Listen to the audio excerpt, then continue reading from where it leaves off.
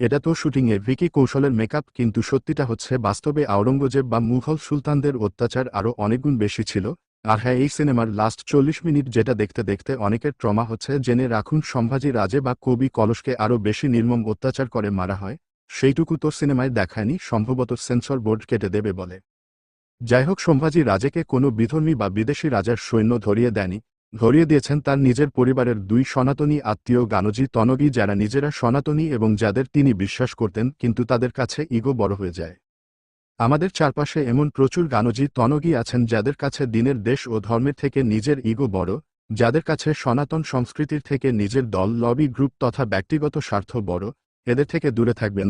এরা আওরঙ্গজেবের থেকেও খারাপ, শত্রুত ঘোষিত। কিন্তু এরা সনাতনী সেজে আপনাকে নিজের হাতের পুতুলে পরিণত করতে না পারলেই বিপক্ষের সুবিধা করে দেয়। রাজের শরীরের প্রতিটি ক্ষতের দায় এই নকল হিন্দুদের উপর ও বর্তায়। একা আলমগীরকে দোষ দিয়ে কি লাভ? অতএব নিজের বাড়ির শিশু সন্তানকে যেমন আওরঙ্গজেবদের থেকে সুরক্ষিত রাখার চেষ্টা করবেন, তেমনি দেশ ও ধর্মের হিতের নামে যে হিন্দু নামধারী অপশক্তি তাকে প্রভাবিত করতে পারে, সেই শক্তিগুলো থেকেও বাঁচিয়ে রাখার শিক্ষা দেবেন। যেখানে দেশ বড় সেখানে অন্য কেউ বা কিছু বড় হতে পারে না। আর যদি কেউ দেশ বা ধর্ম রক্ষার্থে আপনাকে লবিবাজি করতে বলেন, তাকে ত্যাগ করুন। আমিও যদি আপনাকে কখনো দেশের স্বার্থের জায়গায় ব্যক্তিগত স্বার্থের অনুরোধ উপরোধ করি, আমায়ও ত্যাগ করবেন। স্বরাজের জন্য সব ত্যাগ করা যায়, কিছুর জন্যেই স্বরাজকে ত্যাগ করা যায় না, সম্ভব না।